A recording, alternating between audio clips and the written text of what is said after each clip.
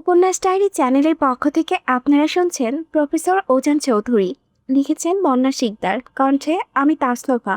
পর্ব 6। ভোরের স্নিগ্ধ নরম আলো চোখের উপরে আছড়ে পড়তেই মুহূর্তের মধ্যে চোখমুখ কুঁচকে নিল মৌ। সে আড়মোড়া ভেঙে অন্য পাশে মুখ ফিরিয়ে ঘুমালো, কিন্তু সূর্যের আলো তখনও তার চোখের উপরে আছড়ে কাটছে। বেলা কতটা হয়েছে তার কোনো ধারণা নেই, তবে এখন বিছানা ছাড়ার বিন্দুমাত্র ইচ্ছে নেই তার। ঘুম তার বরাবরই খুব প্রিয়। হঠাৎ চিরচেনা সেই পারফিউমের মিষ্টি ঘ্রাণ নাকে এসে লাগলো। ঠিক তখনই আপনা আপনি ময়ের ঠোঁটের কোণে হাসি ফুটে উঠল। তার ঠোঁটের এই মিষ্টি হাসি দেখে ওজান নিজেও হাসলো। মেয়েটা তার উপস্থিতি আগে থেকেই টের পায়। হয়তো একেই বলে ভালোবাসা। ওজান ধীরে ধীরে ময়ের কানে লতিতে হালকা ঠোঁট ছুঁয়ে দিল। সঙ্গে সঙ্গে ময়ের শরীরে এক অদ্ভুত শিহরণ বয়ে গেল। এই অনুভূতি ভিন্ন, বড্ড অদ্ভুত। সে চোখ বন্ধ করে রইল।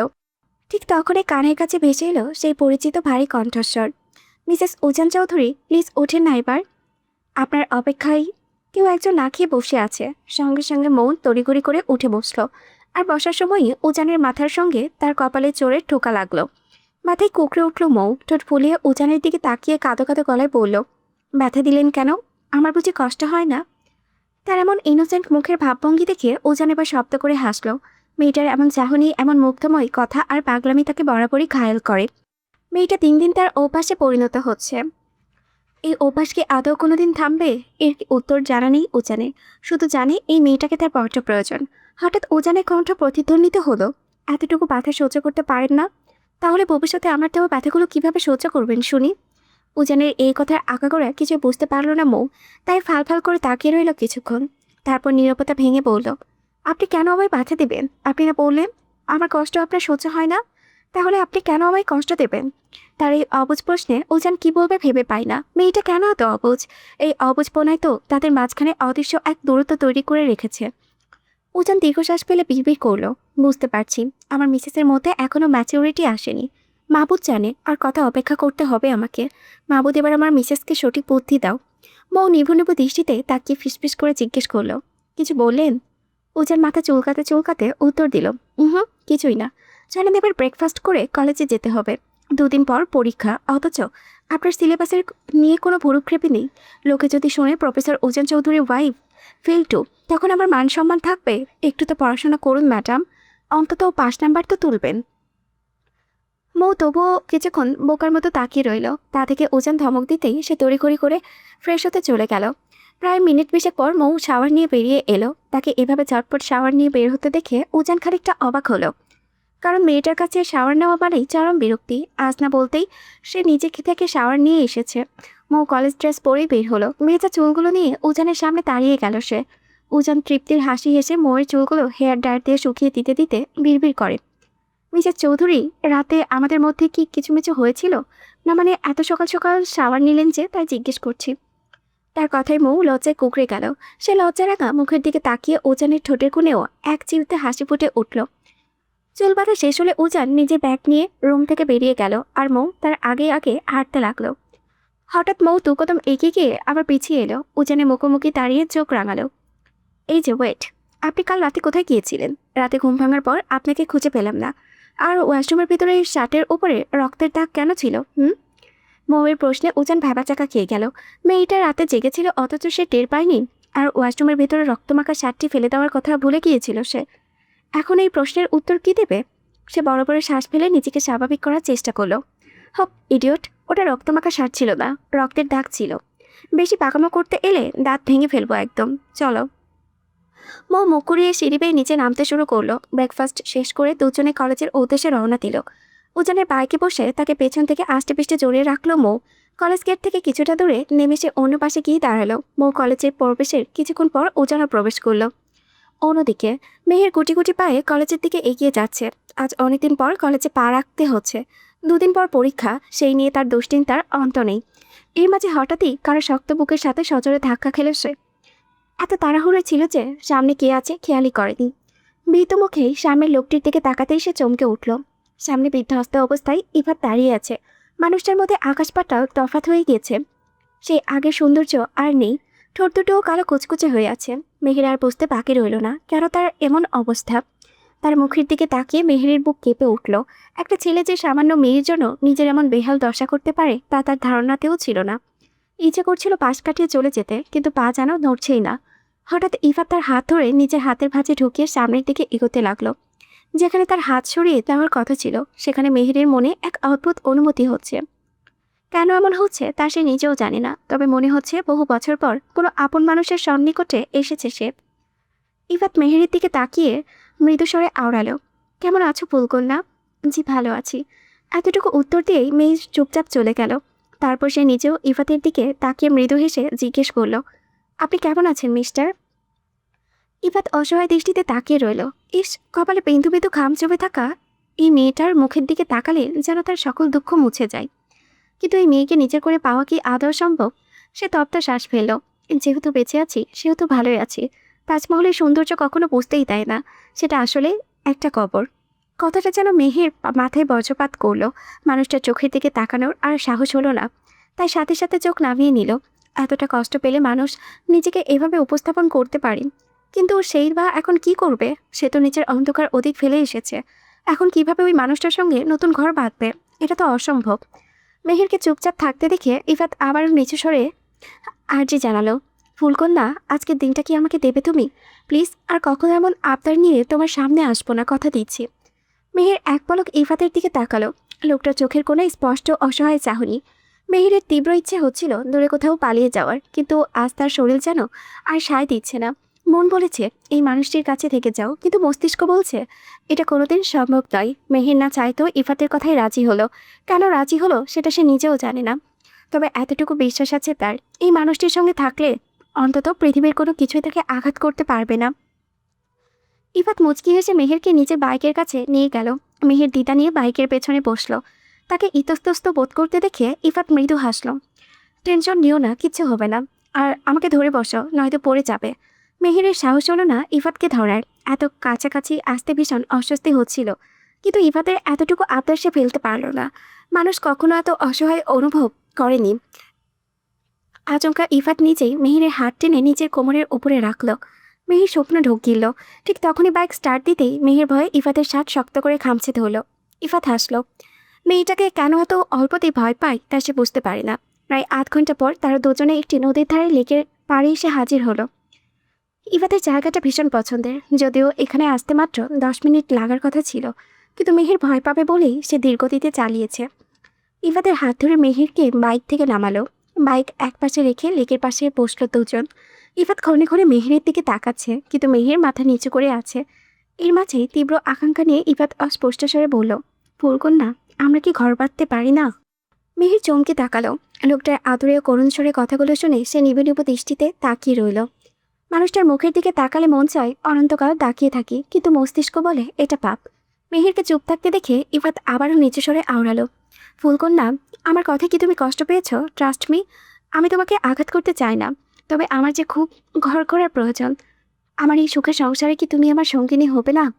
ততক্ষণে মেহের মাথা নিচু করে ফেলল। নিস্তেজ গলায় বলে, এটা সম্ভব নয়। কেন সম্ভব নয়? তুমি শুধু একবার হ্যাঁ বলো, আমি বাকি সব সামলে দেব। আচ্ছা, তোমার কি আমার অতীতের বেপরোয়া জীবন নিয়ে সমস্যা? ট্রাস্ট মি, অনেকদিন ধরে আমি তুমি ছাড়া অন্য কোনো নারীর দিকে তাকাইনি। তোমার কথা শুনে আমি আমার সেই ধ্বংসাত্মক জীবন ছেড়ে দিয়েছি। এখন নিজে রোজগার করে নিজের মতো চলছি, তবুও কি তোমাকে আমার পাশে মানাবে না? মেহের মৃদু হেসে উঠল। তার হাসির শব্দে ইফাত ভ্রু কুঁচকে তাকালো। মেহের কেন হাসছে তা সে বুঝতে পারছে না। মেহের বলল, আচ্ছা, আপনার কি মনে হয় আপনার প্রেম কিংবা টাকার জন্য আমি আপনার বউ হতে চাই না? এমনটা নয়। আসলে আমি চাই না আপনার মতো চাঁদের গায়ে আমার কারণে কলঙ্ক লাগুক। আমি আপনাকে ঠকাতে পারবো না। আপনি নতুন বউকে নিয়ে ঘর বাঁধুন। ইফাত আর্তনাদ করে বলল, যে ঘরে তোমার ছোঁয়া নেই সেই ঘরে আমি কিভাবে বাঁধবো বলো? আপনি অবুঝ বাচ্চার মতো কেন কথা বলছেন? আমি আগেই বলেছি, আমার অন্ধকার অতীত জানলে আপনি কখনোই চাইবেন না এমন কোনো নারী আপনার সঙ্গী হোক। আমি আপনার অতীত জানতে চাই না, আমি শুধু তোমাকে চাই। মেহের একটি তপ্ত শ্বাস ফেলল। এবার মনে হচ্ছে এই লোকের কাছে অতীত না বললেই নয়, সে আর মানুষের কষ্ট দেখতে পারছে না। যদিও মেহের খুব ভালো করেই জানে তার অতীত শুনলে ইফাত কখনোই তাকে বউ বানানোর কথা ভাববে না, তখন হয়তো সে তার পিছু ছাড়বে। ঠিক তখনই ইফাত তাকে একটা প্যাকেট দিল। মেহের অবাক হলো। ইফাত মুচকি হেসে প্যাকেটটা নিতে বলে, কিন্তু মেহের হাত বাড়ালো না। ইফাত নিজের প্যাকেটটি তার হাতে গুজে দিল। মেহের বিস্ময় নিয়ে জিজ্ঞেস করলো, এটা কি? আমার প্রথম উপার্জনের টাকায় আমার ফুলকন্যার জন্য বিয়ের শাড়ি কিনেছি। যদিও তেমন দামি নয়, কিন্তু এটা পরে তুমি আমার বউ হবে। মেহের প্যাকেটটা আবারও ইফাতের হাতে দিয়ে চোখ বড় বড় করে বলল, শেষ পরীক্ষার দিন আমি আপনার বাসায় যাব আমার মামুনির সাথে দেখা করাতে। সেই রাতটা সেখানে থাকবো, তারপর আপনাকে আমার জীবনের সেই জঘন্য অতীত খুলে বলবো। এরপরও যদি আপনার মনে হয় আপনি আমাকে চান, তবে আমি এই শাড়িটা নেব। ততদিন এটা আপনার কাছেই রাখুন। আমি জানি সেদিন শোনার পর আপনিই বলবেন এটা সম্ভব নয়, তবুও আমি সেদিন আপনাকে বলবো সব। আমি জানতে চাই না তোমার অতীত। আমি তোমাকে এমনভাবে বউ বানাতে চাই, তবে তুমি যেহেতু আমাকে চ্যালেঞ্জ করেছো, তাহলে আমিও তোমাকে দেখিয়ে দেব ইফাত চৌধুরী তোমার যে অতিথি থাক না কেন তোমাকে বউ বানিয়েই ছাড়বে। মেহির ইফাতের চোখের দিকে তাকালো। আচমকা তার দুই চোখ বেয়ে দুপোটা অশ্রু গড়িয়ে পড়ল। এই মানুষটা নিজের মুখে যতটা সহজভাবে যতখানি জোর দিয়ে বলছে, বাস্তবতা কি আদৌ এতটা সহজ হবে? মেহের তা জানা নেই। তার ভেতরের অতীত যে বড় অন্ধকার, বড় ক্ষতবিক্ষত। মেহেরকে ওভাবে নীরবে কাঁদতে দেখে ইফাতের বুকের ভেতরটা নজর দিয়ে উঠল। সে আর নিজেকে সামলাতে পারল না। আচমকা মেহেরের কোমর জড়িয়ে ধরে এক ঝটকায় তাকে নিজের বুকের একদম কাছাকাছি টেনে নিল। মেহের মৃদু চমকে উঠলেও নিজেকে সরিয়ে নিল না। ইফাত নিজের হাতের বৃদ্ধা আঙ্গুল নিয়ে অত্যন্ত পরম মায়ায় মেহেরের গাল থেকে সেই অশ্রুবিন্দু মুছে দিল। তারপর এক বুক ভালোবাসা নিয়ে ফিসফিসিয়ে আওড়ালো, ফুলকন্যা কেঁদো না প্লিজ। তোমার চোখের অশ্রু আমার বুকটা ঝাঁঝরা করে দেয়। সব ঠিক হয়ে যাবে, দেখো জাস্ট আর কয়েকটা দিন, তারপর তোমায় বউ করে নিয়ে যাব। দুপুর তখন 2টো। ওজান নিজের ক্লাস শেষ করে ক্লান্ত পায়ে নিজের কেবিনের দিকে এগোচ্ছিল। তার চোখে মুখে সারাদিনের ক্লান্তির ছাপ স্পষ্ট। কপাল বেয়ে মৃদুবন্ধ ঘাম ঝেমেছে। সারাদিন প্রায় পেরিয়ে গিয়েছে, অথচ মুখে সে এক পলকের জন্য দেখতে পায়নি। এমনকি ক্লাসের সময়ও না। মেয়েটা ততক্ষণে কোথায় ছিল তা সে কিছুতেই বুঝতে পারছিল না। তার উপরে আজ মেহেরের কলেজও আসেনি। তা নিয়ে তার টেনশনে আরও দ্বিগুণ হচ্ছে। মেহের থাকলে অন্তত মৌকে নিয়ে এত তার দুশ্চিন্তা করতে হতো না। সে আবারও কলেজের চারিদিকে তীক্ষ্ণ নজর বুলালো, কিন্তু কোথাও তার পুচকে বউটার দেখা মিলল না। অগত্যা এক বুক বিরক্ত ও রাগ নিয়ে সে নিজের কেবিনের দিকে চলল। মনে মনে ভাবল আজ বাসায় গিয়ে মেয়েটাকে ইচ্ছে মতো পানিশমেন্ট দেবে। এত অবুঝ কেন সে? সে কি একটুও বোঝে না যে তাকে না পেলে এক পলক না দেখার জন্য এই ওজান চৌধুরী কতটা পাগল হয়ে থাকে? মনে মনে বউ নাই বা মানুক, তাই বলে এভাবে সারাদিন চোখের আড়ালে লুকিয়ে থাকতে হবে? তাছাড়া 2 দিন পর ফাইনাল পরীক্ষা, ঠিকমতো ক্লাস না করলে পরীক্ষায় পাশ করবে কিভাবে, সেটাই সে মাথায় ঢুকাতে পারছে না। ওজান ধীর পায়ে নিজের কেবিনের দরজা খুলে ভেতরে ঢুকতেই এক নিমেষেই তার চোখ দুটো জুড়িয়ে গেল। সে দেখল মৌ তার প্রফেসরে আরামদায়ক চেয়ারটায় মাথা ঠেকিয়ে পরম শান্তিতে ঘুমিয়ে আছে। এতক্ষণে ওজানের সারাদিনের অশান্ত চটপটে বুকটা এক অদ্ভুত শীতলতায় ভরে উঠল। সে এক পলক কেবিনের বাইরে চারিদিকে ভেতরে তাকিয়ে ভেতর থেকে দরজাটা লক করে দিল। তারপর বিদ্যুৎ গতিতে নিজের প্রিয়তমার দিকে এগিয়ে গেল।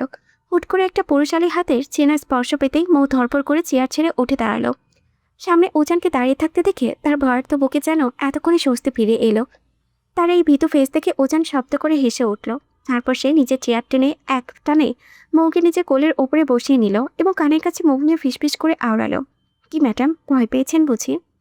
মৌ তখনও বিস্ময় ভরা চোখে ওজানের দিকে তাকিয়ে আছে। আচমকা ঘুম ভাঙায় নিজেকে স্বাভাবিক করতে তার কিছুটা বেগ পোয়াতে হলো। খানিকটা স্বাভাবিক হতেই সে ওজানের দিকে ফ্যালফ্যাল করে তাকিয়ে কাঁদো কাঁদো মুখ করে বলল, খচ্চর লোক একটা, এইভাবে কেউ ভয় দেখায়? আর একটুর জন্য আমার আটটা খাঁচাই ছাড়া হয়ে বেরিয়ে যায়নি। আমি ভাবছি আমাকে কে নাকি টাচ করলো। ওজান মৌকে নিজের দিকে ঘুরিয়ে এক দৃঢ় গলায় উত্তর দিল, শোনো মিসেস চৌধুরী, উজান চৌধুরীর পার্সোনাল প্রপার্টিকে টাচ করার দুঃসাহস দেখাবে এমন কোনো পুরুষ আজ পর্যন্ত এই পৃথিবীতে জন্মায়নি। আর যে এই দুঃসাহস দেখারও বিন্দুমাত্র চেষ্টা করবে তাকে ডিরেক্ট এই পৃথিবীর বুক ছেড়ে চিরকালের জন্য বিদায় নিতে হবে। Just mind it. By the way, সারাদিন কোথায় ছিলে? হ্যাঁ, কত খুঁজলাম তোমাকে, কোথাও তো পেলাম না। আর আমার ক্লাসেও আসোনি, কাহিনী কি? দাঁড়াও, আজ বাসায় ফিরি, তারপর তোমাকে কঠিন পানিশমেন্ট দেব। মৌ এবার কোনো কথা না বলে হুট করে দুহাতে ওজানের শক্ত গলা জড়িয়ে ধরল। ওজান কিছুটা চমকে তার দিকে তাকালো। সে খুব স্পষ্ট বুঝতে পারল মৌ কেন একটা বিষয় নিয়ে ভীষণ আপসেট হয়ে আছে। নয়তো এমন করে মুড অফ করে বুকে জড়িয়ে ধরার মতো অন্তত সে নয়। ওজান নরম সুরে ডাকলো, পিচ্ছি। কিন্তু মৌয়ের মুখ থেকে কোনো রেসপন্স বা সাড়া এলো না। পরপর বেশ কয়েকবার ডাকার পরেও যখন ফলাফল শূন্য হলো, তখন ওজান মনে মনে কিছুটা ভয় পেয়ে গেল। সে আলতো করে মৌয়ের মুখটা নিজের দিকে ঘুরিয়ে দেখতে পেল। মেয়েটার চোখ বেয়ে অনবরত অশ্রু ঝরছে। মৌয়ের চোখের কোনো জল দেখে ওজানের ভেতরে মনটা এক লম্হায় হাহাকারে ভরে উঠল। সে উদ্গ্রীব কণ্ঠে জিজ্ঞেস করলো, কি হয়েছে আমার পিচ্চিটার? আমার কোনো কথায় কি খুব কষ্ট পেয়েছো? সরি পিচ্চি, I am really really sorry. তবুও এভাবে কেঁদো না প্লিজ। তোমার কান্না আমি সহ্য করতে পারি না। কেন বুঝো না? মৌ ওজানের বুকে মুখ লুকিয়ে অস্পষ্ট স্বরে বলল, আপনার কথায় আমি একটুও কষ্ট পাইনি। তাহলে কি শরীর খারাপ লাগছে? মাথা ব্যথা করছে তোমার? উজান কপালে হাত দিতে দেখার চেষ্টা করলো, কিন্তু তেমন কিছুই মনে হলো না। তারপর মৌ নিজেই বলে, তাও না।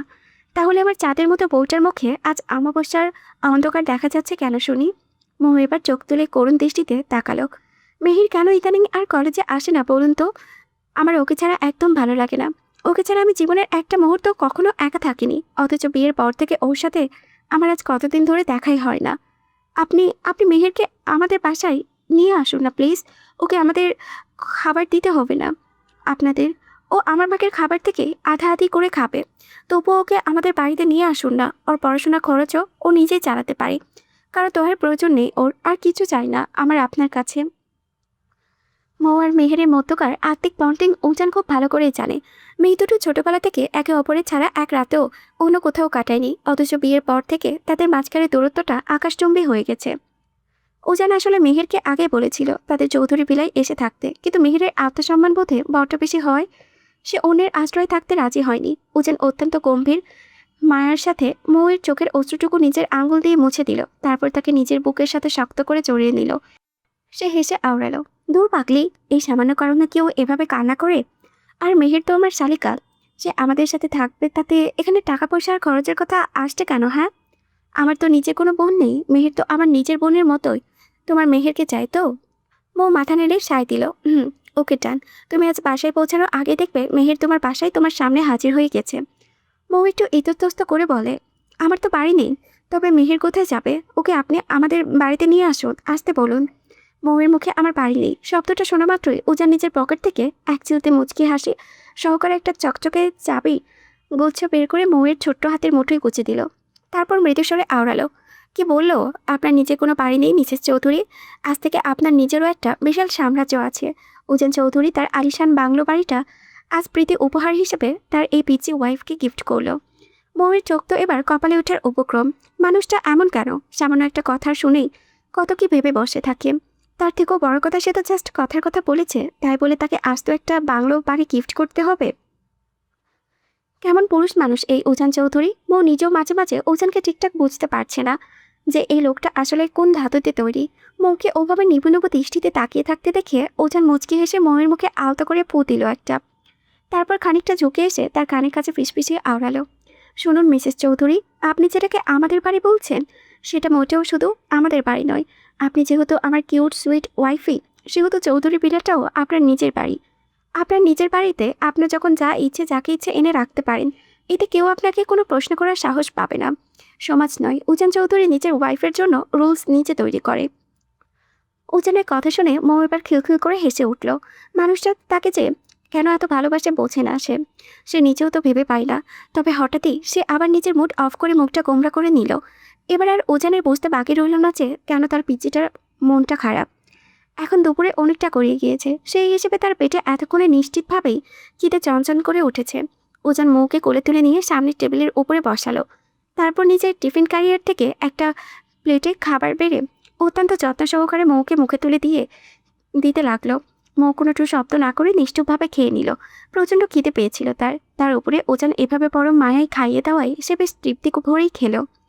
খাওয়া শেষ হলে উজান প্লেটটি রেখে আবারও মৌয়ের মুখোমুখি হয়ে বসলো। জিজ্ঞেস করলো, এখন কি বাকি ক্লাসগুলো করবে নাকি একেবারে বাসায় চলে যাবে? মৌ ঘাড় উঁচিয়ে বলল, সামনে তো পরীক্ষা, তাহলে ক্লাসগুলো করেই যায় কেমন? হ্যাঁ, ভালো করে করো। পরীক্ষার রেজাল্ট যদি কোনো কারণে খারাপ আসে তাহলে কিন্তু একটা মায়েরও মাটিতে পড়বে না, একদম পিঠের উপরে পড়বে, দেখে নিও। উজান হালকা ধমকের সুরে ভয় দেখালো, দেখা যাবে। মৌ আক্কাল হেসে জবাব দিল। এই বলে টেবিল থেকে নেমে কটকট করে কেবিন থেকে চলে গেল মৌ। উজান তার যাওয়ার দিকে তাকিয়ে মুচকি হাসলো। মৌ গুনগুন করে গান গাইতে গাইতে করিডোর দিয়ে হেঁটে যাচ্ছিল। এমন সময় আচমকা ললিতা কোথা থেকে এসে শক্ত করে তার হাত টেনে ধরে এবং টেনে হিঁচড়ে কলেজের দালান থেকে কিছুটা দূরে নিয়ে গেল। হুট করে এমনটা হওয়ায় মৌ খানিকটা ঘাবড়ে গিয়েছিল, কিন্তু পরক্ষণেই ললিতাকে নিজের সামনে ওভাবে দাঁড়িয়ে থাকতে দেখে তার মেজাজটা একেবারে চটে গেল। সে কর্কশ কণ্ঠে গর্জে উঠে বলল, এই ছেমড়ি, তুই কোন সাহস আমার হাত ধরে টেনে এখানে নিয়ে এলি? হ্যাঁ? মৌয়ের এতটুকু কথাই ললিতার মেজাজ নিজেও চড়ে গেল। সে চোখ রাঙিয়ে রাগান্বিত গলায় বলল, তার আগে তুই বল, তুই উজান স্যারের কেবিনে এতক্ষণ ধরে কি করছিলি, তাও আবার ভেতর থেকে দরজায় লক করে? তার কথায় মৌ খানিকটা ভ্যাবাচাকা খেয়ে গেল। এমন আচমকা প্রশ্নে সে কিছুটা চমকে উঠলেও নিজেকে দ্রুত সামনে নিল। সে আসার সময় চারিপাশ ভালো করেই দেখেই কেবিনে ঢুকেছিল। তবুও এই ডাইনির চোখে কিভাবে পড়লো। তবে মৌ এবার আর ভয় পেল না, বরং উল্টো রাগে দৃষ্টিতে ললিতার দিকে তাকালো। আমি স্যারের রুমে যা ইচ্ছে তাই করি, তাতে তোর কি? আমার কি মানে? তুই সামান্য একজন স্টুডেন্ট হয়ে স্যারের সাথে দরজার ওপাশে লক করে ভেতরে এতক্ষণ। ললিতার মুখের বাকি নোংরা কথা শেষ হওয়ার সুযোগ পেল না। তার আগে মৌ নিজের ডান হাতটা উঠিয়ে ঠাস ঠাস করে ললিতার গালে পরপর দুটো জোরালো থাপ্পড় বসিয়ে দিল। Just mind your language Lalita, নিজের লিমিট ক্রস করিস না একদম। মৌ দাঁত কিরমির করে বলল। ললিতা নিজের চলতে থাকা হাত গালে দিয়ে চরম রাগান্বিত ও অপমানিত গলায় বলল, তুই আমাকে থাপ্পড় দিলি? আর আমি মিথ্যাটা কি বলেছি? হ্যাঁ, স্যারের সাথে তুই কেউ হোস না? তাহলে এতক্ষণ কেবিনে কেন ছিলি? নিজের নোংরা শরীর দেখিয়ে পরীক্ষার রেজাল্ট ভালো করতে চাস, তাই তো? ললিতার এমন জঘন্য কথা শুনে মৌয়ের ভেতরে বাঘিনী রূপটা যেন এবার জেগে উঠল। সে আর এক মুহূর্তেও দেরি না করে আবারও সজরে ললিতার অন্য গালে একটা থাপ্পড় বসিয়ে দিল। তোকে আমি আগেই বলেছি নিজের লিমিটে থাকতে, আর তুই নিজের নোংরা বলে আমাকেও নিজের মতো নোংরা ভাবছিস। আমার সাথে স্যারের কিছু পার্সোনাল দরকারি কথা ছিল, তাই গিয়েছিলাম। এই তাসপিয়া মৌ সামান্য পরীক্ষার ভালো রেজাল্ট পাওয়ার জন্য তোর মতো আমার নিচু ও সস্তা কাজ কোনোদিনও করবে না, বুঝলি? আগে নিজের নোংরা চরিত্র ঠিক কর, তারপর অন্যকে জ্ঞান দিতে আসবে। জাস্ট মাইন্ড ইট। কথাগুলো বলে এক নিঃশ্বাসে ছুড়ে দিয়ে মৌ বড় বড় পা ফেলে সেখান থেকে চলে গেল। ললিতা কালে হাত দিয়ে চরম ক্ষোভ ও প্রতিহিংসা নিয়ে মৌয়ের চলে যাওয়ার দিকে তাকিয়ে রইল। নিজে দাঁত কিরমির করে বিড়বিড় করে, তোকে আমি দেখে নেব বউ। স্যারের সাথে তোর কিসের এত মাখামাখি আর কাছাকাছি আসা, সেটা আমি সবার সামনে এনেই ছাড়বো। এটাই এই ললিতার প্রমিস। বিকেল তখন 5টা। চারিদিকে আজ হালকা নিঝুম হয়ে আছে, পুরো আকাশ কালো মেঘে আচ্ছন্ন। আকাশ থেকে খুব স্পষ্ট বোঝা যাচ্ছে যে কিছুক্ষণের মধ্যেই তুমুল বৃষ্টি নামবে। রাস্তায় দু একটা গাড়ি ছাড়া তেমন কোনো মানুষজন দেখা যাচ্ছে না। এর মাঝে হুট করে চমচমিয়ে বৃষ্টি নামতে শুরু করলো। ওজান মৌকে নিয়ে বাইকে করে বাসার উদ্দেশ্যে রওনা দিচ্ছিল, আর মাঝ রাস্তায় এমন আচমকা বৃষ্টি নামায় সে বেশ বিপাকে পড়ে গেল। সে আর এক মুহূর্ত দেরি না করে সঙ্গে সঙ্গে বাইক থামিয়ে দিল। তার এমন কাণ্ডে মৌ বেশ অবাক হলো। ওজানের কথা মতো মৌ বাধ্য হয়ে বাইক থেকে নেমে গেল। বৃষ্টি আরেকটু জোরে আসার আগেই ওজান মৌয়ের হাত শক্ত করে আঁকড়ে ধরে রাস্তার ধারের একটা চায়ের দোকানে গিয়ে দাঁড়ালো। সে মৌকে নিয়ে কোনো রিস্ক নিতে চায় না। তার ওপর 2 দিন পরেই ফাইনাল পরীক্ষা। এমনিতেই পড়াশোনা নিয়ে তার দুশ্চিন্তার শেষ নেই। এখন যদি বৃষ্টিতে ভিজে জ্বর বাঁধিয়ে বসে তবে তো মস্ত কেলেঙ্কারি হয়ে যাবে। চায়ের দোকানদার তাদের অবস্থা দেখে ভিতরে একটা কাঠের বেঞ্চে বসতে বলল। উজান আহত করে মৌকে সেখানে বসিয়ে দিল এবং এক হাতে দিয়ে তাকে আগলে নিজের বুকের সাথে জড়িয়ে রাখল। তখন চারিদিকে মানুষ বৃষ্টি থেকে বাঁচার জন্য একটু আশ্রয়ের খোঁজে বিষণ্ণ ছিল। বসে থাকতে থাকতে মৌয়ের হঠাৎ নজর গেল একজোড়া শালিক পাখির দিকে। তারা পরম নিশ্চিন্তে একে অপরকে ছুঁয়ে একসাথে বৃষ্টিতে ভিজছে। দৃশ্যটা দেখা মাত্রই মৌয়ের নিচেতে বৃষ্টিতে ভেজার তীব্র ইচ্ছে জাগলো, কিন্তু পাশে বসা ওজানকে বলার সাহস সে পাচ্ছে না। যদি লোকটা সবার সামনে তাকে কড়া পোকা দেয়, সে ভয়ে সে গুটিয়ে রইল। কিন্তু মনের ভেতরে বৃষ্টিতে ভেজার তীব্র আকাঙ্ক্ষা কিছুতেই দমাতে পারল না সে। অবশেষে মনের ভেতরে একরাশ ভয় চেপে রেখেই সে ফিসফিস করে বলে উঠল, প্রফেসর সাহেব। ওজান ঘাড় করিয়ে মৌয়ের দিকে তাকালো, তারপর মৃদুস্বরে আওড়ালো, কিছু চাই? আসলে আমি একটু বৃষ্টিতে ভিজতে চাই। এখন নয়, বাসায় গিয়ে ভিজো। উজান শান্ত গলায় উত্তর দিল, না, আমি এখনও ভিজতে চাই। বাসায় যেতে যেতে বৃষ্টি চলে যায়, তখন আর ভিজতে পারবো না। বললাম না এখন নয়। প্লিজ প্রফেসর সাহেব, বেশি না, জাস্ট 10টা মিনিট, প্লিজ প্লিজ প্লিজ। উজান এবার চোখ রাঙিয়ে তার দিকে তাকালো। উজানের অমন করা চাহনি দেখে মৌ সঙ্গে সঙ্গে মাথা নিচু করে দিল। মনে মনে ভীষণ অভিমান হলো তার। সামান্য একটু বৃষ্টিতে ভিজতে চেয়েছে বলে মানুষটা এভাবে তাকিয়ে চোখ রাঙিয়ে তাকাবে? সে তো সচরাচর ওজানের কাছে কিছু চায় না, তাহলে আজ কেন এমন করলো? ওজান গভীর দৃষ্টিতে মৌয়ের বিষণ্ণ মুখের দিকে তাকিয়ে রইল। মেয়েটা ছোট থেকে বড় সব ইচ্ছে, সব স্বপ্ন সে নিজের হাতে পূরণ করবে, কিন্তু এই মুহূর্তে কোনোভাবেই নয়। মেয়েটাকে সে কোনো বারণ করলো। তা হয়তো মৌ বুঝতে পারছে না, কিন্তু ওজান খুব ভালো করে জানে চারিপাশে অনেক চেনা অচেনা মানুষ। তাদের নোংরা নজর এড়িয়ে একা একটা মেয়ে এভাবে রাস্তায় বৃষ্টিতে ভিজবে, ব্যাপারটা ভাবতেই ওজানের পৌরুষালী অহংকার বাড়ছে। এর মাঝে বৃষ্টির বেগ আরও বাড়তে শুরু করলো। উজান আকাশের দিকে ভালো করে লক্ষ্য করে বুঝতে পারল যে আজ সহজে বৃষ্টি থামার লক্ষণ নেই। মৌকে ওভাবে মুখ কোমড়া করে বসে থাকতে দেখে উজান মনে মনে একটু হাসলো। তারপর মৌয়ের হাতটা শক্ত করে টেনে ধরে আবার বাইকে বসতে বলল। মৌ আর কোনো কথা না বাড়িয়ে মুখ ফুলিয়ে বাইকে গিয়ে বসলো। সঙ্গে সঙ্গে উজান বাইক স্টার্ট দিল। বাইক চলতেই মৌ বৃষ্টিতে ঠিকই ভিজতে লাগলো, তবে তার মনটা বড্ড ভারী হয়ে রইল। সে তো এভাবে ভিজতে চায়নি। সে চেয়েছিল কোনো একটা খোলা আকাশের নিচে পাখির মতো ডানা মেলে চারিদিকে ঘুরে ঘুরে মনের আনন্দে ভিজতে। চৌধুরী ভিলা থেকে মাত্র 5 মিনিটের দূরত্বে একটা বিশাল খালি মাঠ ছিল। বাচ্চাদের খেলার এই সুন্দর জায়গাটা এখন বৃষ্টির কারণে একদম ফাঁকা। চারিপাশটা ভীষণ রকমের মনোরম দেখাচ্ছে। উজান হঠাৎ বাইকটা সেখানে এনে থামলো এবং মৌকে নামিয়ে দিল। মৌ তখনও অভিমান করে মাথা নিচু করে দাঁড়িয়ে আছে। ঠিক তখনই উজানের ভারী কণ্ঠস্বর তার কানের কাছে ফিসফিসিয়ে উঠল, মিসেস চৌধুরী, এখন আপনার যতটুকু ইচ্ছে যেভাবে ইচ্ছে ভিজতে পারেন বৃষ্টিতে। এই উজান চৌধুরী আর আপনাকে বারণ করবে না। কথাটা শোনা মাত্রই মৌয়ের চোখে কোনো এক অদ্ভুত আনন্দের ঝিলিক দেখা গেল। সে খুশিতে আত্মহারা হয়ে সঙ্গে সঙ্গে উজানকে শক্ত করে জড়িয়ে ধরল। তারপর আর এক মুহূর্ত দাঁড়িয়ে না থেকে দুই হাত মেলে চারিদিকে ঘুরে ঘুরে বৃষ্টি উপভোগ করতে লাগলো। তবে ওভাবে আনন্দ করতে দেখে আশেপাশে 2-3টে বাচ্চাও এসে মৌয়ের সঙ্গী হলো। আর এদিকে উজান নিজের বাইকটার সাথে হেলান দিয়ে দাঁড়িয়ে এক দৃষ্টিতে তার প্রিয়তমার এই নিষ্পাপ পাগলামি দেখতে ব্যস্ত রইল। খানিকক্ষণ পর উজান ঘড়ির দিকে তাকিয়ে মৌয়ের উদ্দেশ্যে ডেকে উঠল, পিচ্ছি, এবার বাসায় চলো, আর নয়, বেশি ভিজলে ঠান্ডা লেগে যাবে। মৌ এক পলক উজানের দিকে তাকালো। তার নিজের আরও ভিজতে ইচ্ছে করলো। সে আর জেদ করলো না, বরং লক্ষ্মী মেয়ের মতো উজানের কথায় রাজি হয়ে বাইকে উঠে বাসায় চলে এলো। বাসায় ঢুকে মৌ চটজলদি দৌড়ে নিজের ভেজা কাপড়গুলো নিয়ে সোজা কিচেন রুমে ঢুকলো। কিন্তু সেখানে মেহেরকে না দেখে মুহূর্তেই তার মুখটা আবার কালো হয়ে গেল। তাকে ওভাবে শুকনো মুখে দাঁড়িয়ে থাকতে দেখে শাশুড়ি মৌসুমী চৌধুরী আদরের স্বরে বলল, এসেছিস মা? মৌ কাঁদো কাঁদো গলায় উত্তর দিল, শাশুড়ি আম্মা, মেহের কি এখনও আসেনি? তোমার ছেলে যে বললো আমি বাসায় আসার আগেই নাকি মেহের এখানে চলে আসবে। মৌসুমী চৌধুরী মুচকি এসে বললেন, একবার সাথে গিয়ে দেখ, মেয়েটা কখন থেকে তোর জন্য অপেক্ষা করছে। মৌসুমী চৌধুরীর কথা শুনে মৌয়ের মনটা খুশিতে নেচে উঠল। সে আরও উল্টো করে দৌড় লাগাতে লাগাতে বলল, আবারও বৃষ্টিতে ভিজবো, জানো মৌ, কামিং। সে যখন মাঝপথে ঠিক তখনই পেছন থেকে উজানে গম্ভীর ও কড়া কণ্ঠস্বর প্রতিধ্বনিত হলো, মিসেস চৌধুরী, ঠিক 5 মিনিটের মধ্যে আমি আপনাকে রুমে দেখতে চাই, নয়তো আজ আপনাকে কঠিন পানিশমেন্ট পেতে হবে, জাস্ট মাইন্ড ইট। কথাটা উজান নিচের দিকে তাকিয়ে বলল। মৌয়ের দিকে একবার চোখ তুলে তাকালোও না। মৌ কিছুক্ষণের জন্য থমকে দাঁড়িয়ে উজানের দিকে তাকালো, তারপর গটগট করে ছাদের দিকে চলে গেল। আর উজান নিজেও নিজের রুমে ঢুকে পড়ল। প্রায় ঘন্টাখানেক পরে উজান ওয়াশরুম থেকে শাওয়ার শেষ করে কোমরে টাওয়াল পেঁচিয়ে বেরিয়ে এলো। রুমে ঢুকে সে একদম স্তব্ধ হয়ে গেল। বিছানার দিকে তাকিয়ে দেখলো মৌ এখনও রুমে আসেনি। এতক্ষণ ধরে মেয়েটা ভেজা কাপড়ে ছাদেই রয়ে গিয়েছে। এত সময় বৃষ্টিতে ভিজলে তো জ্বর চলে আসবে নিশ্চিত। কিন্তু অবুঝ মেয়েটা যেন কিছুতেই তা বুঝতে চাইছে না। উজান কোনো রকমে একটা ট্রাউজার আর টি শার্ট গায়ে জড়িয়ে রাগ নিয়ে রুম থেকে বের হতে যাবে, ঠিক তখনই মৌ দরজা দিয়ে রুমে এসে তার সামনে হাজির হলো। মৌয়ের উপস্থিতি টের পেয়ে উজান মাথা নিচু করে অত্যন্ত গভীর ও ঠান্ডা স্বরে আওড়ালো, টাইম কতটুকু দিয়েছিলাম মিসেস চৌধুরী? মৌ আর কোনো কথা না শুনে এক পা এগিয়ে গিয়ে খপ করে উজানের টি শার্টটা টেনে ধরল।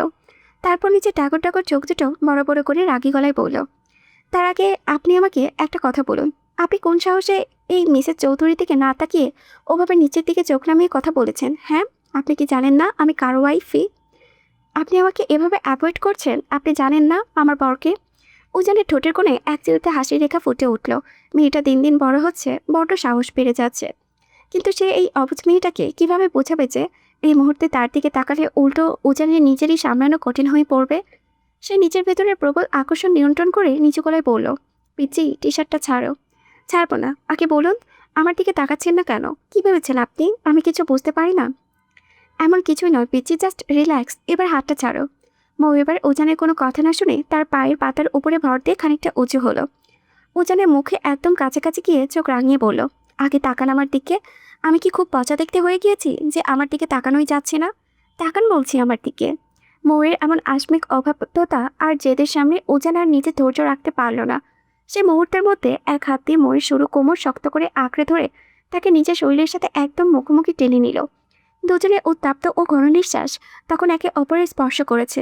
উজান নিজের তীব্র ও বাকল দৃষ্টি মৌয়ের চোখের উপরে নিবদ্ধ করে এক নিষাক্ত গলায় প্রতিধ্বনিত করল, উজান চৌধুরী যদি এই মুহূর্তে আপনার উপরে ঠিকঠাক দৃষ্টি দেয় মিসেস চৌধুরী, তাহলে তার দৃষ্টির তীব্রতা সহ্য করতে পারবেন তো? একবার নিজের দিকে ভালো করে তাকিয়েছেন? বৃষ্টির পানিতে ভিজে আপনার পরনের জামাটা শরীরের সাথে এমনভাবে লেপ্টে আছে যে প্রতিটা ভাঁজ স্পষ্ট দেখা যাচ্ছে। উজান চৌধুরী কিন্তু এতটাও ধৈর্যশীল নয়। মাঝে মাঝে এই পুরুষটার থেকে একটু দূরত্ব বজায় রাখবেন, নয়তো আপনারই বড় বিপদ হয়ে যাবে। কথাটা শেষ করে উজান এক ঝটকায় মৌয়ের কোমর থেকে নিজের হাতটা সরিয়ে তাকে ছেড়ে দিল। ছাড়া পেয়ে মৌ লজ্জায় আর এক মুহূর্তও সেখানে দাঁড়ালো না। এক দৌড়ে সোজা ওয়াশরুমে ঢুকে দরজাটা লক করে দিল। তার এমন ভয়ার্ত ও লজ্জাতপান চলে যাওয়ার দিকে তাকিয়ে উজান বিছানায় উপর হয়ে বসে শব্দ করে হেসে উঠল। মনে মনে ভাবল, সামান্য দুটো কথা শুনে যে মেয়ে ভয়ে এভাবে কুকড়ে যায়, ভবিষ্যতে তাকে পুরোপুরি সামলাবে কিভাবে সে? এর বেশ কিছু সময় পর মৌ শাওয়ার শেষ করে কালো রঙের একটা থ্রি পিস পরে ওয়াশরুম থেকে বের হলো। তার ভেতরের লজ্জাটা তখনও কাটেনি, তাই সে আর ডানে বামে কোনো দিকে না তাকিয়ে সোজা উজানের সামনে গিয়ে দাঁড়ালো। উজান তখন বিছানায় গা এলিয়ে দিয়ে এক মনে নিজের ফোন স্ক্রল করছিল। মৌ এবার আর এক মুহূর্ত দেরি না করে একরাশ অধিকার নিয়ে সোজা উজানের সেই চওড়া ও উন্মুক্ত বুকের উপরে গিয়ে পরম শান্তিতে আশ্রয় নিল। এতে উজান কিছু বলল না, মৌ তার বুকে মুখ গুজে স্তব্ধ হয়ে রইল। হঠাৎ মৌ মুখ তুলে উজানের কানের কাছে গিয়ে ফিসফিস করে, প্রফেসর সাহেব, তখন যেন কি বলেছিলেন আপনি? উজান ফোন স্ক্রল করতে করতেই উদাসীন গলায় উত্তর দিল, কখন? ওই যে যখন আমি ভেজে জামা পরে আপনার সামনে এসেছিলাম তখন। মৌ সাথে সাথে আবার মাথা নিচু করে নিল। উজান বুঝতে পারল মেয়েটার মধ্যে এমন কোনো অন্যরকম প্রতিক্রিয়া দেখা দিচ্ছে। মৌ উজানের আরও ঘনিষ্ঠ হওয়ার চেষ্টা করলো, কিন্তু উজান শরীর সরিয়ে দূরে সরে গেল। মৌ এতে বিরক্ত হলো। তাকে তো আর শাশুড়ি আম্মাই বলেছে উজানের কাছাকাছি থাকতে। তার উপরে চারিপাশে যে পরিমাণ ডাইনিরা তার প্রফেসর সাহেবের দিকে কদৃষ্টি দিয়ে তাকিয়ে আছে, তাতে মৌ কোনোভাবেই এই মানুষটিকে হারাতে চায় না। কিন্তু উজান গম্ভীর স্বরে যে উঠল, কিছু বলিনি, ওদিকে যাও, মেয়েদের এই অহেতুক ঘেঁষাঘেঁষি আমার একদম পছন্দ নয়। উজানের এমন নিষ্পৃহ কথায় মৌ ভীষণ কষ্ট পেল। মানুষটাকে সত্যিই তাকে নিজের করে চায় না, নাকি কেবল সম্পর্কের দায়বদ্ধতা থেকে এত যত্ন করে? অভিমানী মৌ বিছানায় অন্য পাশে গিয়ে শুয়ে পড়ল, কিন্তু তার দৃষ্টি উজানের ওপর থেকে সরছিল না। এই মানুষটা ছাড়া তার পৃথিবীটা বড্ড অসহায়, বেঁচে থাকাটা কঠিন। উজান মৌয়ের নীরবতা দেখে পাশ ফিরে তাকালো, ধীর গলায় জিজ্ঞেস করলো, কি ম্যাডাম, এমন করে তাকিয়েছেন কেন? আমি প্রেগনেন্ট। কথাটা শেষ হওয়ার আগেই মৌ নিজের মুখ চেপে ধরল। সে কি বলতে কি বলে ফেলল। ভাবতে নিজের উপরে প্রচণ্ড রাগ হচ্ছে তার। কিন্তু এদিকে উজান কথাটি শোনা মাত্রই বিদ্যুৎ গতিতে বিছানা থেকে লাফিয়ে উঠল। আতঙ্ক আর বিস্ময়ে চেঁচিয়ে উঠে বলল, আস্তাগফিরুল্লাহ, নাউজুবিল্লাহ। শাশুড়ি মেয়ে বলে কি, বাসরের বউ তো করতে পারলাম না, আর এই মেয়ে বলে সে প্রেগনেন্ট। দয়াল, এ কেমন খেলা দেখাইলা? পরিশ্রম করার আগেই ফসল উৎপাদন শেষ। উজান কি কপাল নিয়ে জন্মেছিস তুই? মৌ ফালফাল করে তাকিয়েছে উজানের দিকে। সে না হয় ভুল করে কথাটা বলেই ফেলেছে, তাই বলে মানুষটা তাকে এমন কড়া কথা শোনাবে? সে তো সবসময় তাকে পিচি পিচি বলে খেপাই। তাহলে এই পিচি যে ভুলবশত কথাটা বলে ফেলেছে, সেটা তার প্রফেসরের মাথায় ঢুকলো না? ফের উজান কিছু বলতে উদ্যত হতেই মৌ তড়িঘড়ি করে নিজের ছোট্ট হাত দিয়ে উজানের মুখটা চেপে ধরল। এই না না, আমি আসলে ওটা বলতে চাইনি। আমি কোনো পচা কাজ করিনি, সত্যি বলছি। ময়ূর গলায় আগতি উজানের সঙ্গে সঙ্গে ময়ূর হাতটা সরিয়ে দিয়ে তাকে নিচের সামনে সোজা করে বসিয়ে চেঁচিয়ে উঠল, তাহলে বললে কেন যে তুমি প্রেগনেন্ট? তুমি সত্যি সত্যি প্রেগনেন্ট নও তো আবার? মৌ উজানের চোখের দিকে তাকিয়ে ভয়ার্ত গলায় বলে, না না, আমি ওটা একদম বলতে চাইনি। মুখ ফসকে বেরিয়ে গিয়েছে। আমি আসলে প্রেম করব, এটাই বলতে চেয়েছিলাম। হোয়াট? তুমি উজান চৌধুরীর ওয়াইফি হয়ে অন্য পুরুষের সঙ্গে প্রেম করতে চাও? সিরিয়াসলি? পিঠে চালাকাঠের বাড়ি পড়েনি বলে সাহস বড্ড বেড়ে গিয়েছে, তাই না? এমন করছেন কেন? আপনি তো আমার বউ বলে মানেনি না। এমনকি আপনার কাছে গেলেও নাকি আপনি বড্ড বিরক্ত ফিল করেন। সেই জন্যই ভাবছিলাম একটা প্রেম করব, তারপর আপনাকে। মৌ বাকি কথা শেষ করার আগেই উজান আচমকা তার গাল দুটো শক্ত করে চেপে ধরল। তারপর এক হিংস্র বাঘের মতো গর্জন তুলে, আমার থেকে মুক্তি চাইলে তোর জিব্বার রক টেনে ছিঁড়ে ফেলবো। তুই only and one Ujan Chowdhury, just mind it. Ujan মৌয়ের গাল এতটাই জোরে চেপে ধরেছিল যে মেয়েটা ব্যথায় কুঁকড়ে উঠল। সে ছটপট করতে নিজের ছাড়ানোর আপ্রাণ চেষ্টা করলো, কিন্তু উজান তাকে ছাড়লো না। রাগে বরং গজগজ করতে করতে বলে উঠল, নেক্সট টাইম যদি অন্য কোনো পুরুষের কথা তোর মাথায় এনেছিস, তবে তোকে নিজ হাতে খুন করবে এই উজান চৌধুরী। কথাটা শেষ করে উজান বড় বড় পা ফেলে রুম থেকে বেরিয়ে গেল। রাগের মাথায় সে এত জোরে গলা চেপে ধরেছিল যে মুহূর্তেই মৌয়ের ফর্সা গাল দুটো রক্তিম লাল হয়ে গেল। মৌয়ের চোখ দুটো এবার অজস্র জলে অশ্রুতে গড়িয়ে পড়তে লাগলো। মেয়েটা কিছুতেই নিতে পারছে না উজানের এই ছোট ছোট কথার আঘাত। একটা মানুষ কিভাবে বাঁচতে পারে এভাবে, যে সম্পর্কে না আছে কোনো ঠিক ঠিকানা আর না আছে একটুখানি ভালোবাসা? এভাবে জোর করে কোনো সম্পর্ক টিকে থাকে না। মৌ ফুপিয়ে ফুপিয়ে কাঁদতে কাঁদতে একসময় মেঝেতে জড়সড় হয়ে ঘুমিয়ে পড়ল। এর কিছুক্ষণ পর উজান তার সেই রাগী মুখখানা নিয়েই রুমে ঢুকলো। রুমে ঢুকে তার কপাল কুঁচকে গেল। পুরো রুম অন্ধকার। সম্ভবত মৌ রুমের লাইট অফ করে ঘুমিয়েছে। সে ধীর পায়ে এগিয়ে গিয়ে রুমের লাইটটা জ্বালালো। আলো ফুটতে এসে দেখলো মৌ মেঝেতে একদম গুটিসুটি মেরে শুয়ে আছে। মেয়েটার এমন মলিন বিষণ্ণ মুখখানা দেখে মাত্রই উজানের বুকের ভেতরটা এক নিমিষেই মোচড় দিয়ে উঠল। সে দ্রুত মৌয়ের সামনে এগিয়ে গিয়ে তাকে পাঁচাকলে করে নিচের বুকে জড়িয়ে নিল। মৌয়ের এই বিধ্বস্ত রূপ দেখে মুহূর্তের মধ্যে উজানের সব রাগ কর্পূরের মতো উড়ে গেল। সে তড়িঘড়ি করে মৌকে বিছানায় নিয়ে গিয়ে পরম যত্নে শুইয়ে দিল। মনে মনে এক তীব্র অনুশোচনা জাগলো তার। রাগের মাথায় মেয়েটাকে সে বড্ড বেশি হার্ট করে ফেলেছে, কিন্তু সে তো এমনটা চায়নি। আসলে নিজের পজিটিভনেসের কারণে রাগটা সে কন্ট্রোল করতে পারেনি। উজান আলতো করে ঝুঁকে মৌয়ের সারা মুখমণ্ডল অজস্র চুমুতে ভরিয়ে তুলল। কাঁপা কাঁপা হাতে তাকে আষ্টে পিষ্টে জড়িয়ে রাখলো। খেয়াল করলো মেয়েটার শরীর বেশ ঠান্ডা হয়ে আছে। বিকেলে ওই বৃষ্টিতে বেশি ভেজার ফল এটা। রুমের জানালাগুলো খোলাই ছিল, সেখান থেকে তীব্র বেগে ঠান্ডা বাতাস এসে ময়ের বারবার মৌকে কাঁপিয়ে তুলেছে। এটা দেখে উজানের নিজের উপরে আরও বেশি রাগ হলো। সে মৌকে ভালো করে কম্পিউটার দিয়ে ঢেকে দিয়ে রুমের সব জানালা লক করে দিল। এরপর আবার এসে প্রিয়তমার পাশে ঝুঁকে বসলো। কিছু সময় পর নিষ্পাপ মুখের দিকে অপলক দৃষ্টিতে তাকিয়ে থেকে উজান নিজেই গুনগুন করে গেয়ে উঠল, তোমার চোখে আমার আকাশ, চাঁদ উজার পূর্ণিমা। ভেতর থেকে বলছে হৃদয়, তুমি আমার প্রিয়তমা। এতটুকুকে নিজে পাগলামিতে নিজে মৃদু হাসলো উজান। মেয়েটাকে সে অসম্ভব রকম ভালোবাসে, অথচ মুখে তা স্বীকার করতে বড্ড অনীহা।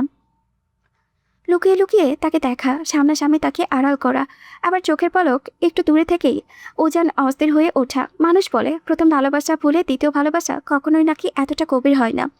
তবে সেটা সম্পূর্ণ ভুল ধারণা। উজানের কাছে তার প্রথম ভালোবাসার চেয়েও এই দ্বিতীয় ভালোবাসা অনেক বেশি গভীর ও তীব্র।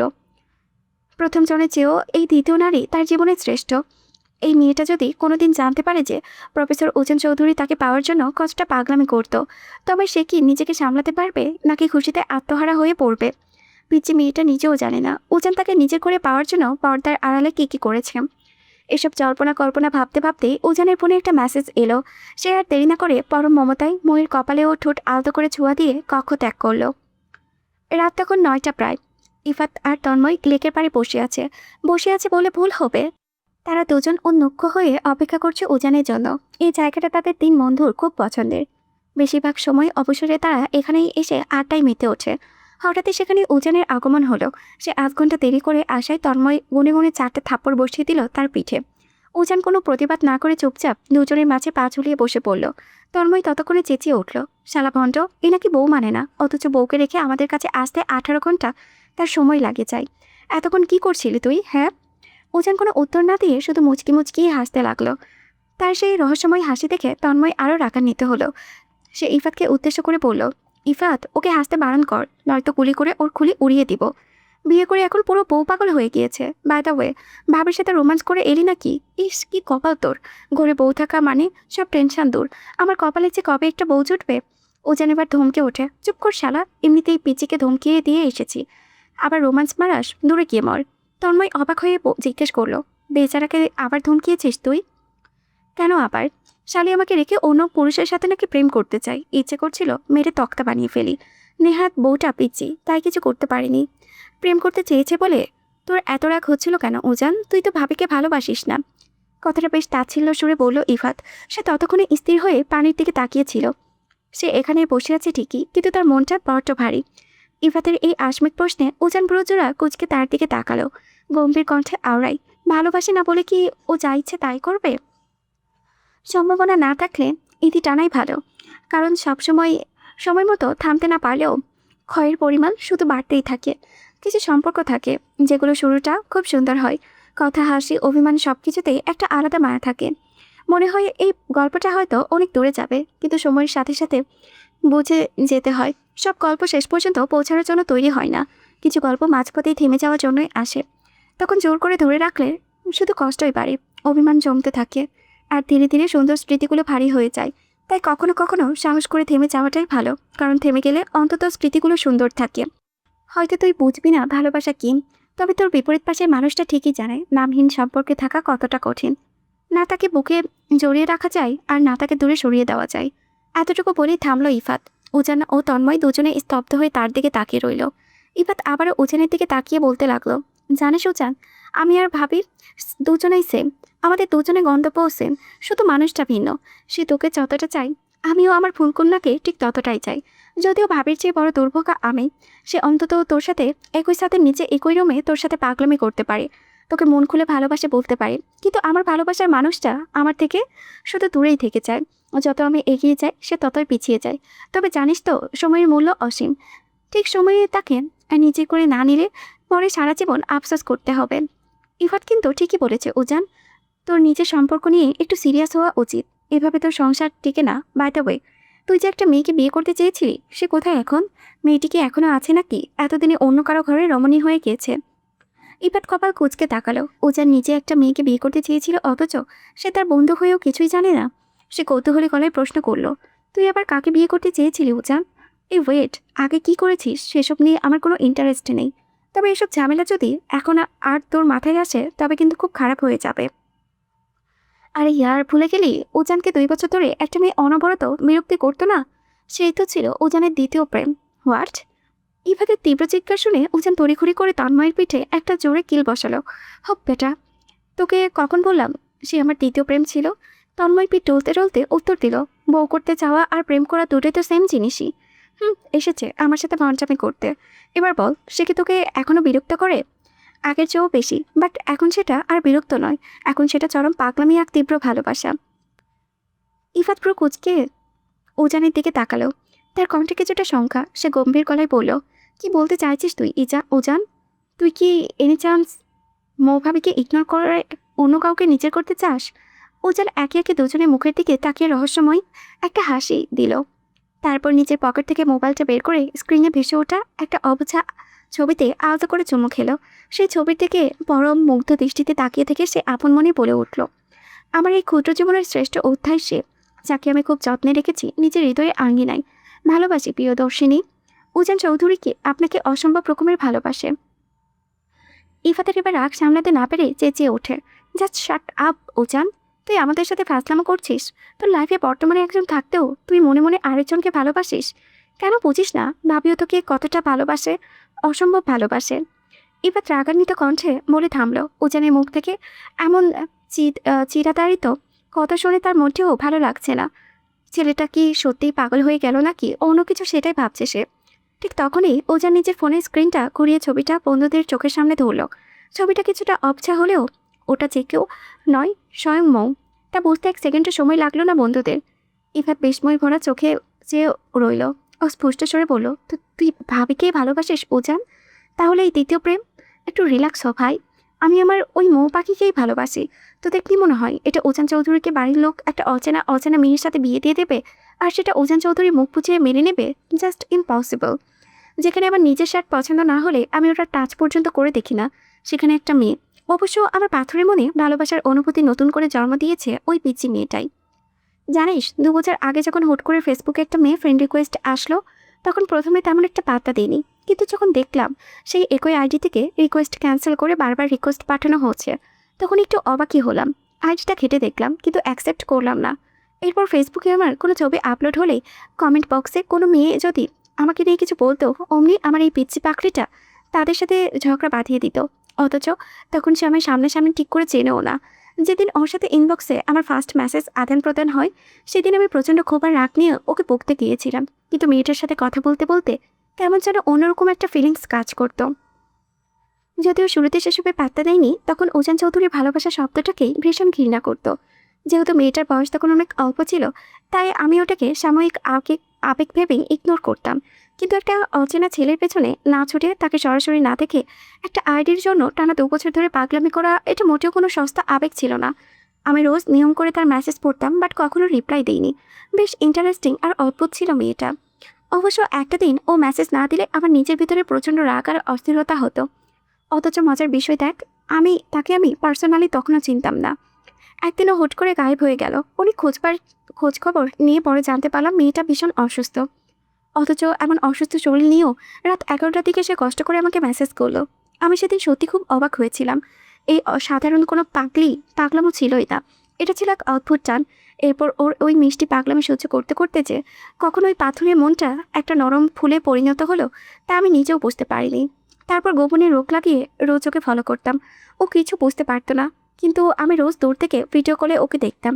ভীষণ মিষ্টি একটা মেয়ে, তবে সব ছেলের ওপরেই ক্রাশ খাওয়াটা ছিল তার একটা মস্ত বড় রোগ। এটা ছিল আমার জন্য বড় ঝামেলা। তবে ও আমি ব্যতীত অন্য কোনো ছেলের সাথে কথা বলতো না। এরপর মনে মনে ভেবেই নিলাম, একা একা যেহেতু সারা জীবন বেঁচে থাকা যায় না, সেহেতু ওই পিচ্চিটাকেই নিজে ঘরে বউ বানাবো। যদিও কাজটা একটু টাফ ছিল, কারণ আমাদের বয়সের পার্থক্যটা অনেক বেশি। এরপর আপু আর ভাইয়া যে আমাকে মিথ্যে কথা বলে অসুস্থতার নাটক করে দেশে আসতে বলল, সেটা তো তোরা জানিসই। কিন্তু দেশে এসে যখন জানতে পারলাম আমার সেই চীনা মৌ পাখির সাথে আমার বিয়ে ঠিক হয়েছে, তখন আর মনে মনে যে কতটা হ্যাপি হয়েছিলাম তা তোদের মুখে বলতে পারবো না। আমার সেই কাঙ্ক্ষিত প্রিয় দর্শিনীকে নিজের করে পেতে ওজন চৌধুরী খুব বেশি বেগ পোহাতে হয়নি। খুব সহজেই পিচিটাকে পেয়ে গেলাম। সঙ্গে সঙ্গে ইফাত এক ঝটকায় ওজনের গলা চেপে ধরে চিৎকার দিয়ে উঠল, শাওয়ার নাতি, তরে তরে টেম্পো চালাচ্ছিস আর আমাদের বলছিস বউ মানি না? তোর বউ না মানার গোষ্ঠী মেরে দেবো আজ। আবার মুখে মুখে বড় বড় বলি, নারী ছাড়া সারা জীবন একা কাটিয়ে দেখিয়ে দেবে যে উজান চৌধুরী নারী ছাড়া বাঁচতে পারে। ভণ্ডের ঘরের বড় ভণ্ড একটা। উজান নিজেও দম আটকে যাওয়ার উপক্রম হওয়ায় চেঁচিয়ে উঠল, আরে ভাই ছাড় আমাকে, এখনো বাসর করতে পারলাম না আমি। তোদের চাচু ডাক না শুনে মরতে চাই না আমি, দয়া করে গলাটা ছাড়। কিছু সময় ওভাবে ধস্তাধস্তি করার পর অবশেষে ইফাত উজানকে ছাড়লো। ছাড়া পেয়ে উজান জোরে জোরে হাঁপাতে লাগলো। কাঁচতে কাঁচতে সে কিছুটা দূরে গিয়ে দাঁড়িয়ে গেল। এই ছেলেটা আজ তাকে নির্ঘাত মার্ডার করতে চেয়েছিল, নয়তো এভাবে কেউ বন্ধুর গলা চেপে ধরে। খানিকটা নিজেকে স্বাভাবিক করে সে আবার দুজনের মাঝে এসে বসলো। ওদিকে তন্ময় তখনও রাগে ফুঁসছে। উজান যেন মনে মনে মৌকে এতটা ভালোবাসে, তার জন্য এত কিছু করেছে, অথচ বন্ধুদের একটু শব্দও জন্মায়নি। তন্ময় আর ইফাতের অগ্নি দৃষ্টির দিকে তাকিয়ে উজান শুকনো ঢোক গিলতে শুরু করলো। সত্যি আজ উজানের একটুও ভয় হচ্ছে। সে তোতলাতে তোতলাতে উত্তর দিল, রিল্যাক্স ইয়ার, এমন করে জ্যামটা চিবিয়ে খাওয়ার মতো তাকিয়ে আছিস কেন তোরা? আমি কেন কিছুই করিনি, জাস্ট আসার সময় বউটাকে বার কয়েক চুমু দিয়েছি, গড প্রমিস। এর চেয়ে বেশি কিছুই করিনি। আর আমি এখনও ওই পিচিকে বউ হিসেবে মানিই না, সত্যি বলছি। আবার ঘন্টাবে করছিস আমাদের সাথে, একই রুমে থাকিস, একই বিছানায় ঘুমাস, একই কমফোর্টারে শেয়ার করিস, একই থাক ভাই, আর আগে বাড়াস না, মাপ চাই আমি তোদের কাছে। উজান হাতছড় করলো। তন্ময় তাতে দাঁত পিষে কটমট করে তাকালো। সে ভাঙবে তবুও মচকাবে না। আর কি বললি, বউ মানিস না এখনো? উজান এবার মিনমিন সরে আওড়ালো, সত্যি সত্যি বলছি, আমি ওই পিচিকে বউ মানি না। ওকে জাস্ট আমার আমর লক্ষ্মী বৌমা আর আমার ফিউচার বেবিদের কিউট মাম্মা মানি, গড প্রমিস। উজানের মুখে এমন অদ্ভুত লজিক শুনে সঙ্গে সঙ্গে শব্দ করে হাসতে লাগলো তিনজনই। ইফাত উজানের দিকে তাকিয়ে রইল কিছু সময়। মনে মনে সে এক চরম স্বস্তি পেল। অন্তত মৌকে তার মতো অনন্তকাল অপেক্ষা করতে হবে না, অনিশ্চয়তা নিয়ে প্রতিনিয়ত প্রহর গুনতে হবে না। বউ তার প্রিয়তমাকে খুব দ্রুতই নিজে করে পাবে।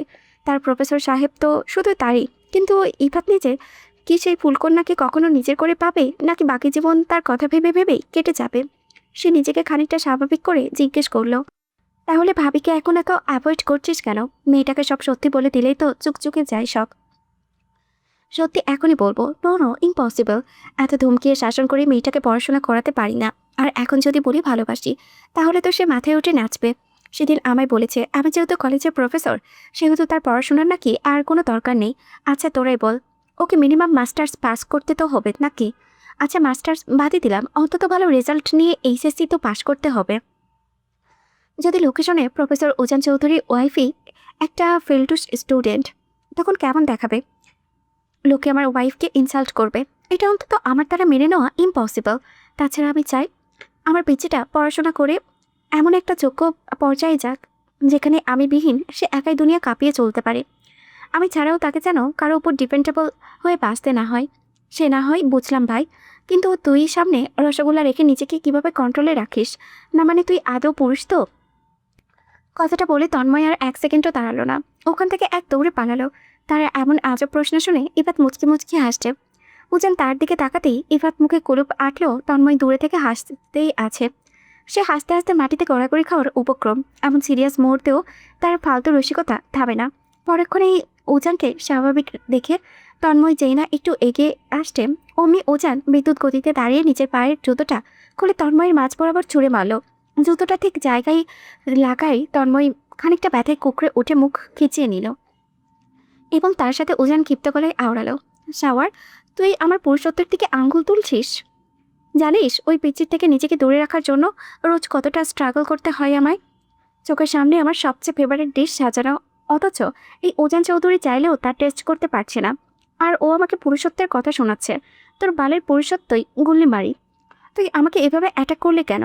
যদি তোর ওই আকামের জন্য আমাকে রেখে আমার বউটা চলে যায়, তবে তোর বউকে। বাকি কথা শেষ করার আগেই তন্ময় দ্রুত নিজের মুখে চেপে ধরল, কারণ ওদিকে ওজান হিংস্র বাঘের মতো তীর পায়ে তার দিকে এগিয়ে আসছে। তন্ময় শুকনো ঢোক গিলল। ওজান একদমই কাছাকাছি চলে আসতেই সে তোতলাতে তোতলাতে বলে উঠল, আর ইয়ার, আমি বলতে চাচ্ছিলাম যে তোর বউয়ের পায়ে ধরে আমাকে অন্য একটা ভালো মেয়ে দেখে বিয়ে করিয়ে দিতে বলবো। বউ ছাড়া অন্তত এই তন্ময় বেশি দিন টিকতে পারবে না। এতক্ষণে ওজানের রাগটা একটু শান্ত হলো। তা দেখে তন্ময় একটা দীর্ঘশ্বাস পেল। যাক, একটুর জন্য প্রাণটা কাঁচাচারা হয়ে যাওয়া থেকে বেঁচে গেল।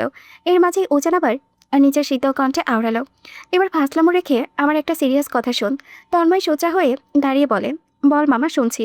মেয়র সাহেবের ওয়াইফকে কে খুন করলো এবং কেন? এই কেসের কোনো প্রুফ পেয়েছিস? ওজানের চোখ দুটো তীক্ষ্ণ হয়ে উঠল। তেমন জোরালো কোনো প্রুফ পাইনি এখনো, তবে মেয়র সাহেবকে আমার শুরু থেকেই বড় সন্দেহ হচ্ছে।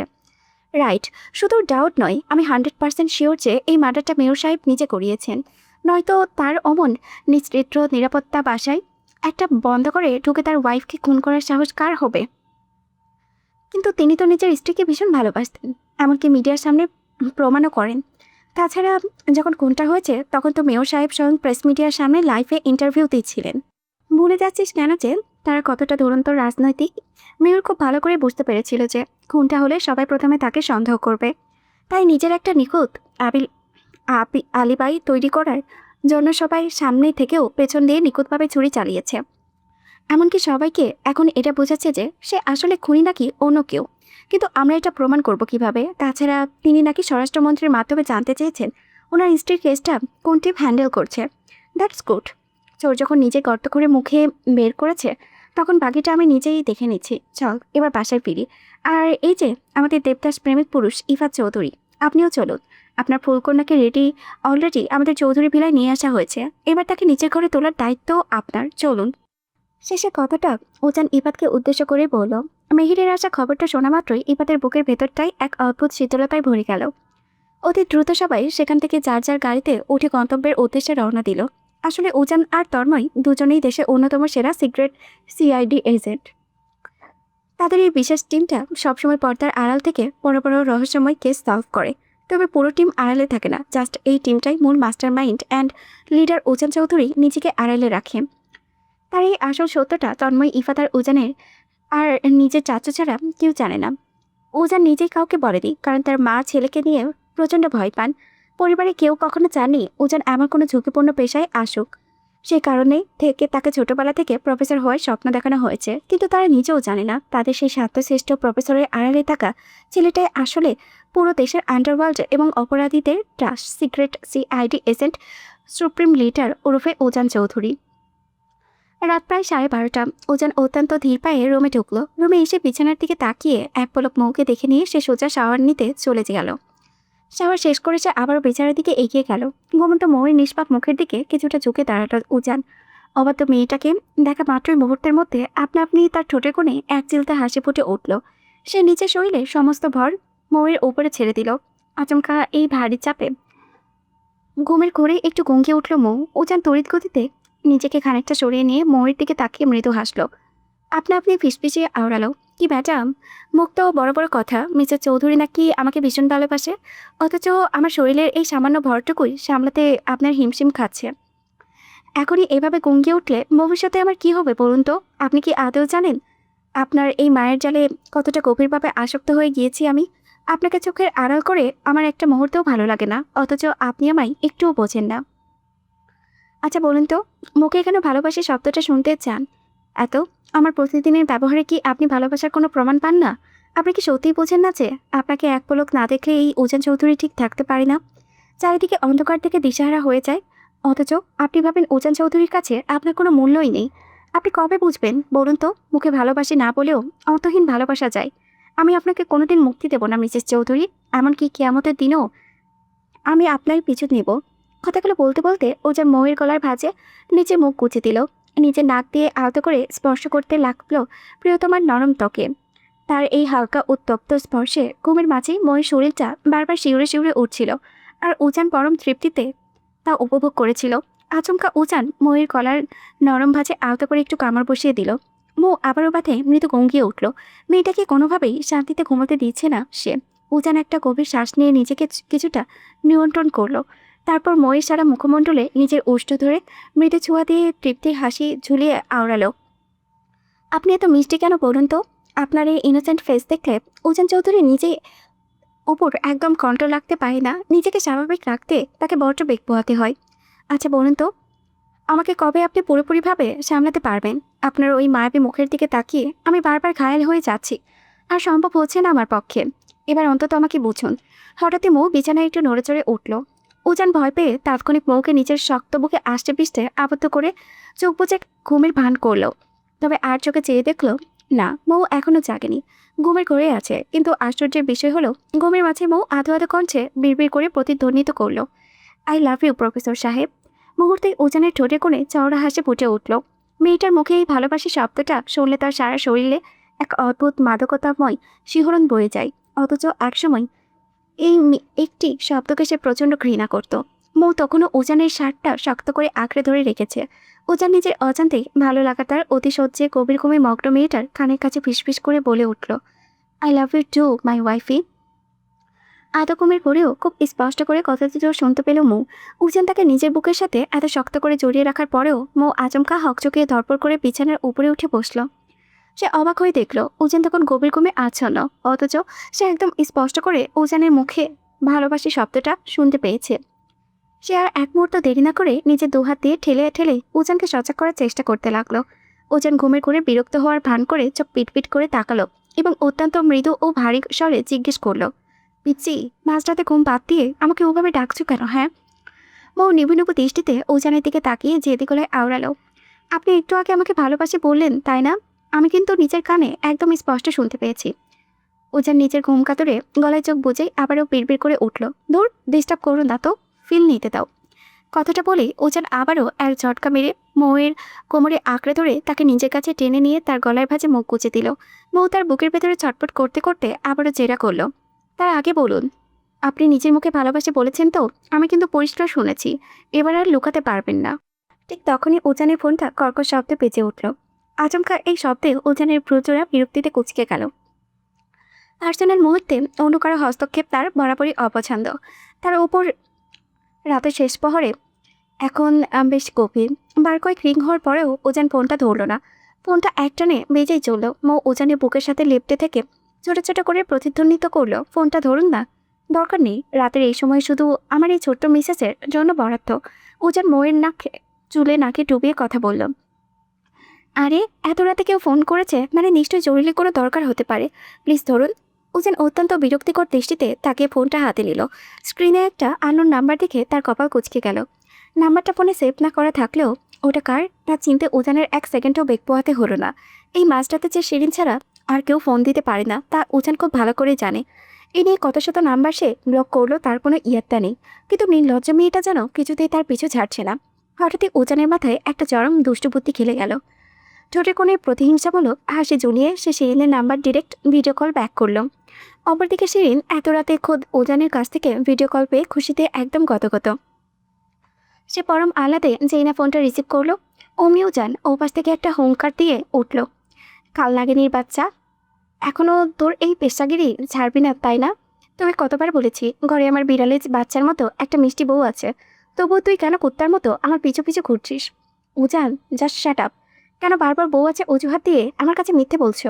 তোমার কি মনে হয় আমি এসব কিছু জানি না? আমি জানি তুমি এখনো বিয়ে করনি। উজান আর একটা মুহূর্ত নষ্ট করলো না। সে ফোনে ক্যামেরাটা ঘুরিয়ে মৌয়ের দিকে তাক করলো। তারপর শিরিনের লাইভ ক্যামেরার সামনেই মৌকে আষ্টে পিষ্টে নিজের চওড়া বুকে জড়িয়ে ধরলো।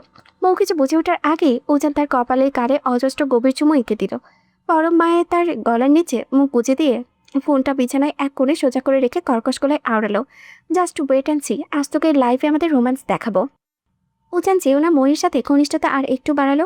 অমনি মৌ লজ্জায় আর ভয়ে নিজের চোখ মুখ শক্ত করে বুঝে ফেললো। ভয়ে তার গলা শুকিয়ে কাট। সে জোরে একটা ঢোক গিলল। মৌ মুখে মুখে যতই উজানকে ভালোবাসি ভালোবাসি বলে পাগলামি করুক না কেন, মানুষটা যখন এতটা কাছাকাছি আসে তখন তার ভেতরটা ভয় পেয়ে যায়।